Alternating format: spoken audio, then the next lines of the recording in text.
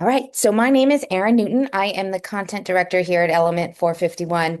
And today I'm going to be talking about designing for trust, how to make AI feel human, safe, and transparent. Um, we have gone through a lot of different AI powered tools and experiences these past couple days. Some of even what Devin was talking about with Discovery. As you're evaluating or maintaining these products, I want to give you some ideas of what you should be looking for to really make sure that they are going to engender a lot of trust with your users. It's really important for the credibility of your brand, your institution. And this is for, it's humans, all of us. This is very inclusive. These are things that staff, faculty, students, adult learners, people on the go, on their phone, it's important to all of them. So let's start out where AI fails, actually. I've rounded up a few examples of generative AI images. We have gone a long way. If you saw the keynote earlier today, just talking about the some of the ways that images and video are just so crisp and clean and great. But we started out not that long ago where images were just like, what is happening? So this is an example for all you older millennials out there from BuzzFeed. It still exists. And this is an image somebody wanted to add a ball and a tennis racket to this medieval table, which sounds kind of fun. And the AI just said, nope, can't do it. Table's too old for that. So I could imagine maybe this was an LLM that got reined in a little too much, is being too literal. And the person's just like, well, what's the point of AI then? Because generative AI in particular is about making new things. And this was just like, nope, shut it down, can't do it.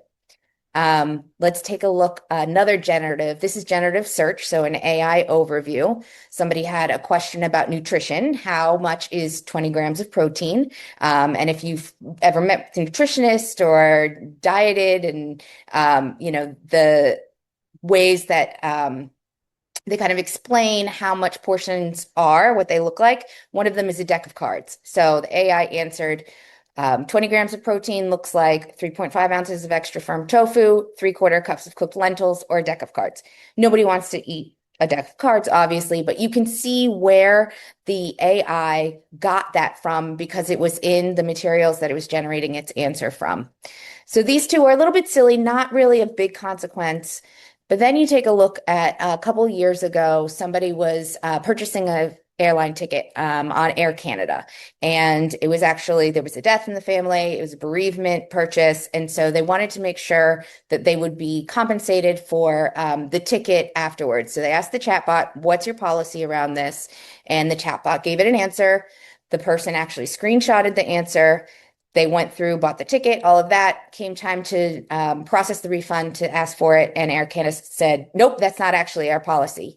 Well, because they had the receipts, as the kids say, they were like, here, this is what your chatbot told me. And went to court, and Air Canada was found liable. And we will get back to this story a little bit later because the headline is a little misleading.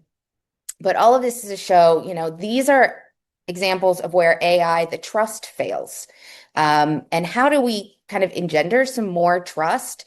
One of the things we can do is think about human-centered design. And you may have heard this term, and it may feel like something of a buzzword, but this is a long-standing discipline. This is a definition from IDEO, which is more of a commercial consultancy who have helped, million-dollar companies approach their design through human-centered design, which really means having humans involved through the whole process. And it can be anything from a dishwasher to the remote control for your TV or software. And it's a lot of times involves multidisciplinary teams. So you might have, somebody who's interested in color theory and knows how humans psychology reacts to certain colors, or if you're making something, the materials that might feel, elicit a certain feeling or response. So that's human-centered design. And as you can imagine, that is now being applied to AI. So AI-powered experiences, they could also be physical things like the robots that we've seen in the past couple days that might be in our houses folding laundry. How do you take a human-centered approach to doing that? I want to leave you with Human-centered design is a pretty big area, but there are three things that I think when it comes to AI that you can just really have in mind. AI feels untrustworthy when one of these things breaks. So transparency, tone, and accuracy. And so I've rounded up, instead of the AI fails, some AI successes where we can look at where things are, these characteristics of human-centered design are really shining through. So first up is transparency. So Lumo is an LLM that is encrypted, it's safe, it's secure. And this is, you can imagine the audience for this are people who are really concerned about their information not being used in training models, conversations not being saved, not being stored. And it could be a variety of reasons. It could be, financial information, healthcare. There's a lot of reasons why somebody would want a really locked down experience using an LLM. And so on the website, it makes it super clear right away. Hey, ask me anything. It's confidential right there in the headline, super transparent. This is private. Unlike other assistants, I don't record our conversations, safeguarded, treated with respect. Your conversations are never used for training. And another thing is that signals transparency here is the words they're using are really straightforward. They're not talking about databases. They're not using the term large language models. These are really straightforward words that, you don't need to be a technologist to understand what they're saying, and why you would want to use this if security is really at the forefront of which kind of tool you want to use. Next up, we'll look at a different kind of AI-powered experience, and this is Grammarly. And so this one is a really good example of some of the tenets of human-centered design, particularly in kind of user experience, digital experiences. Humans really want to know the why of something. So here, somebody wrote in Gmail, I think we should be able to solve this issue for you. And Grammarly says, do you want to sound more confident? Here is an edit that I suggest. It's saying the why to be more confident. It's very clear. This is what they're suggesting. This is what would be edited. And then another really important tenet of the human-centered design is to give the user clear control. So here you have accept or dismiss. It's totally up to the human. They could just say, nope, I don't want to do that. Or yes, I do. So they really are at the driver's seat. And that is really what can make something different than, something where the AI is taking over. No, the human is still in control. They're making the decisions. The next characteristic of kind of how we can build for trust is with tone. And tone is more about the feelings of something that a person might have using, whether it's an app or going on a website. And this is for Lemonade, which is, it helps renters buy insurance for their rental properties. And you can see here, there's an image of a person. There is very enthusiastic, positive language. And Lemonade, tone is also really related to a brand and a brand experience. And you can tell they are really trying to signal this is a modern way to purchase insurance. This is not anything like what probably we have in our mental models of purchasing insurance, which is really kind of an off-putting, probably last thing anybody wants to do. Here they've decided, let's just be really friendly about it.